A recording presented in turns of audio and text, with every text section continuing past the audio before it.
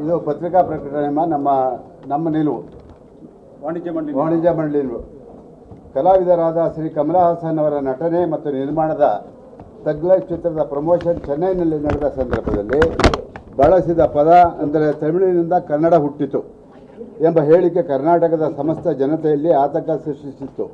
ಈ ವಿಷಯದಲ್ಲಿ ರಾಜ್ಯದ ಕನ್ನಡಪರ ಹೋರಾಟಗಾರರು, ಸಂಘ ಸಂಸ್ಥೆಗಳು ಶ್ರೀ ಕಮಲ ಹಾಸನ್ ರವರು ಬಳಸಿದ ಪದವನ್ನು ವಾಪಸ್ ಪಡೆದು ಬೇಷರದ ಕ್ಷಮೆ ಯಾಚಿಸಬೇಕು.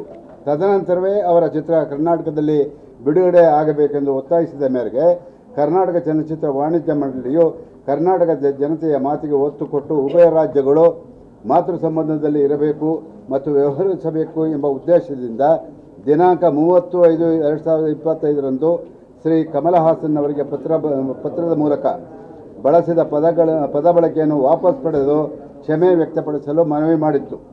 ಈ ವಿಷಯವು ಸರ್ಕಾರದ ಗಮನಕ್ಕೂ ಬಂದು ಸರ್ಕಾರ ಸಹ ಸಾಮರಸ್ಯ ಮತ್ತು ತಿಳಿ ವಾತಾವರಣದಲ್ಲಿ ಮುಂದುವರಿಯುವ ಸಂದೇಶವನ್ನು ವಾಣಿಜ್ಯ ಮಂಡಳಿಗೆ ನೀಡಿತ್ತು. ಈ ಮಧ್ಯೆ ಶ್ರೀ ಕಮಲ ಹಾಸನ್ ಅವರ ಸಂಸ್ಥೆ ಘನ ಉಚ್ಚ ನ್ಯಾಯಾಲಯದಲ್ಲೇ ರಿಟ್ ಪಿಟಿಷನ್ ಸಲ್ಲಿಸಿ ಚಿತ್ರ ಬಿಡುಗಡೆ ಅವಕಾಶ ಮತ್ತು ಪೊಲೀಸ್ ರಕ್ಷಣೆ ಕೋರಿದ್ದು, ಸದರಿ ದಾವೆಯು ಈ ದಿನ 3/6/25 ವಿಚಾರಣೆಗೆ ಬಂದಿರುತ್ತದೆ. ಈ ದಾವೆಯಲ್ಲಿ ವಾಣಿಜ್ಯ ಮಂಡಳಿಯು 5ನೇ ಪ್ರತಿವಾದಿಯಾಗಿದೆ.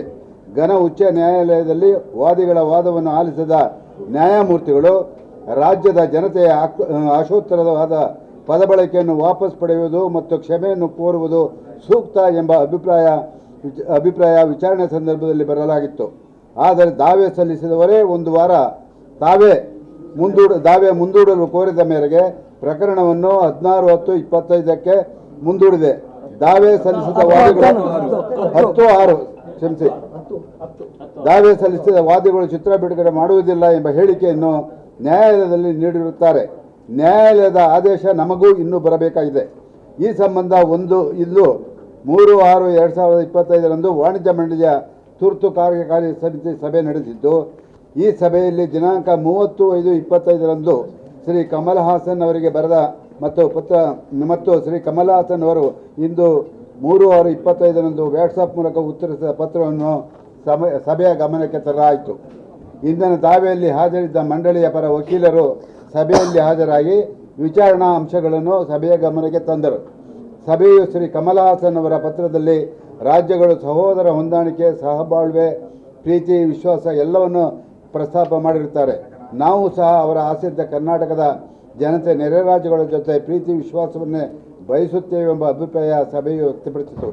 ರಾಜ್ಯದ ಸಂಘ ಸಂಸ್ಥೆಗಳು, ಪ್ರತಿಭಟನಾಕಾರರು, ಸಮಸ್ತ ಜನತೆ ಬಯಸುತ್ತಿರುವುದು ಇಷ್ಟೇ.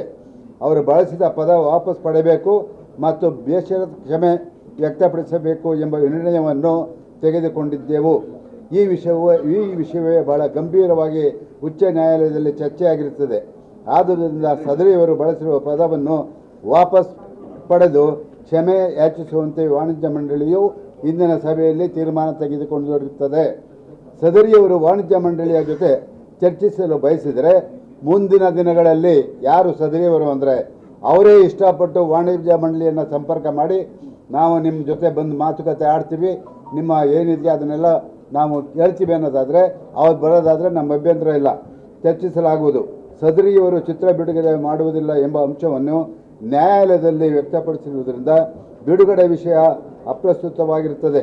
ಮಾನ್ಯ ನ್ಯಾಯಾಲಯದ ಆದೇಶ ಅನ್ವಯ ಮುಂದಿನ ಕ್ರಮ ಕೈಗೊಳ್ಳಲಾಗುವುದು. ನಾವಿವತ್ತು ಒಂದು ಮಾತು ಇಲ್ಲಿ ಎಲ್ಲರೂ ಹೇಳೋಕ್ಕೆ ಇಷ್ಟಪಡ್ತಾರೆ. ವಾಣಿಜ್ಯ ಮಂಡಳಿಯ ನಿಲುವು ಇವತ್ತು ಏನು ಕರ್ನಾಟಕದ ಕನ್ನಡ ಪರ ಸಂಘಟನೆಗಳು ಮತ್ತು ಕನ್ನಡಿಗರ ಆಶೋತ್ತರ ಏನಿದೆಯೋ ಅದರ ಜೊತೆ ನಾವು ಹೋಗಬೇಕಾಗಿರೋದು ನಮ್ಮ ಧರ್ಮ. ಅವರ ಒಂದು ನಿಲುವೇ ನಮ್ಮ ನಿಲುವು ಅಂತ ಹೇಳೋದಕ್ಕೆ ನಾನು ಇಲ್ಲಿ ಇಷ್ಟಪಡ್ತೀನಿ.